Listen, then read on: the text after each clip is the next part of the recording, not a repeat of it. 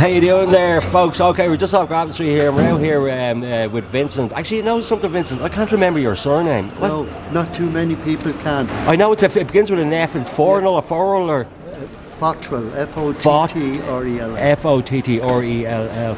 A French connection or Russian or something. Okay, right. It's actually an unusual name, isn't it, here in Ireland? Yeah, very unusual. There's only a few of them in the phone book. Yeah, because I think you told me about 3 times and I keep forgetting to write it down. So now I... Well, all the reporters came to me last Friday when I was with... The tea shop? Yeah. And there was about 25 of them. Come here, we need your name here. And one of them said, are you a relationship of Quentin?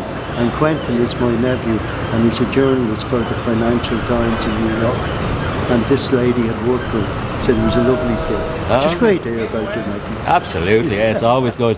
And so how long, sorry, you're only young fella. You're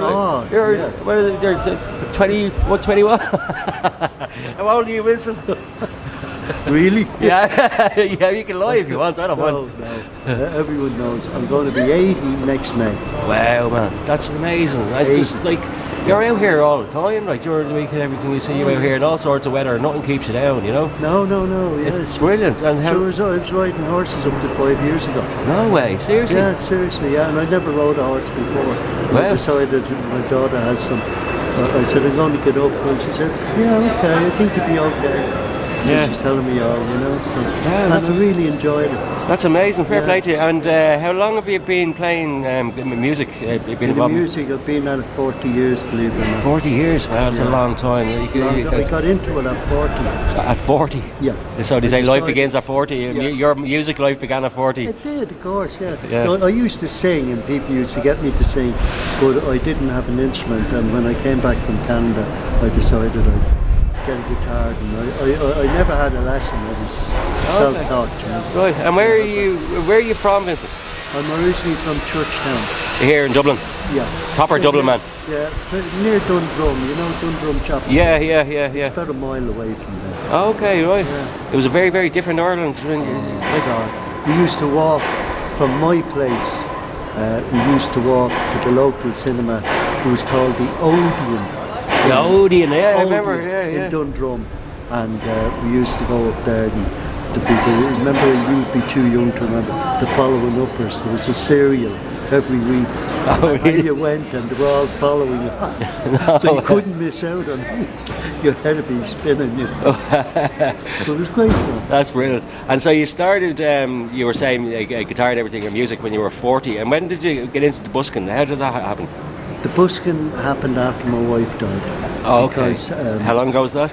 That would be 3 years in February the 8th. Oh, okay, right. It's actually the day of the election is her anniversary. Oh, no way. The 8th of February. The 8th of February. And she died on the same day as her mother. Oh, which is very unusual. On her anniversary, her mother's anniversary? Right. Yeah. Wow. And I found that was quite intriguing, you know, because her actual father died on her birthday. Really? Yeah, amazing. I don't know how all these things happen, but they did. And so then I was at a loss. I didn't play the guitar. I was playing in a band in a pub, and I don't know. So I went down to a music festival in Turmakeedy, which is where Mick Lally. Right, from Glenroe. Yeah, from Glenroe. And a few guys said, "Are you not playing?" And I said, "No, I had a bit of trouble." So they said, "You should really think about it." So that gave me a boost, you know, someone to say, "Hey, you should be playing." So I got the idea, and I got a few cards printed up. First place I went into was a nursing home in Bray. Right. And I said, I'd do a bit of entertainment, would the lady be interested? So the lady came out. I thought she was the head nurse. Right. And she turned out to be the owner. Oh, wow. So she said, I'd be interested in what you charge. I told her. And she said, would you be available Saturday? This was Thursday. Okay. What do you mean, this Saturday? Yeah, she said, this Saturday. Well. So I said, she said, could you shave a bit off the price? So I said, I could, but it'd be kind of a tight shave. Be a close enough shave, yeah. So anyway, between the jigs and the reels, she agreed to what we said. And I went in, and you will not believe it, I am there now 2.5 years. Really? Still doing the gig in the nursing home, really? Yeah, in the nursing home. And not alone that, she used to forget to leave me the envelope. And I never signed anything for the envelope, if you know what I mean. Right. Just gave it to me. So she said, she'd ring me up and say, "Oh, Vinny, I'm terribly sorry I forgot to leave it." I said, "What are you worried about, Nolan? Yeah. So I said, collect 2 the next time. What's the problem?" I said, "Are you really worried about it?" She said, "Yeah, I am."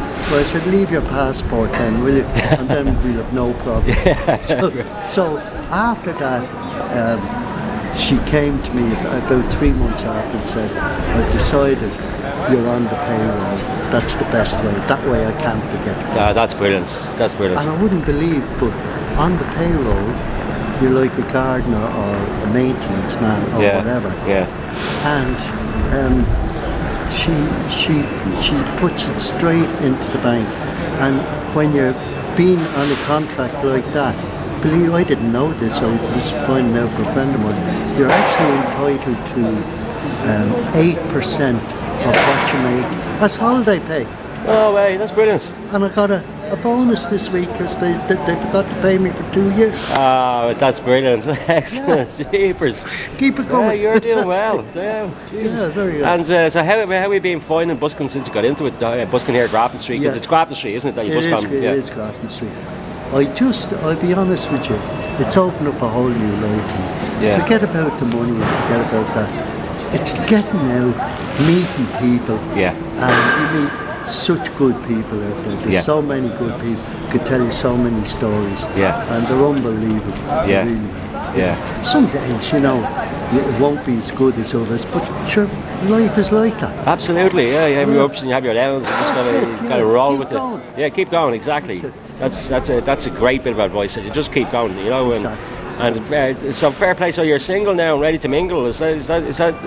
And you've got your extra cash in your pocket now and everything. So we'll have to go for a couple of drinks and maybe go and see what we can see. Oh, absolutely. I'll be all into that.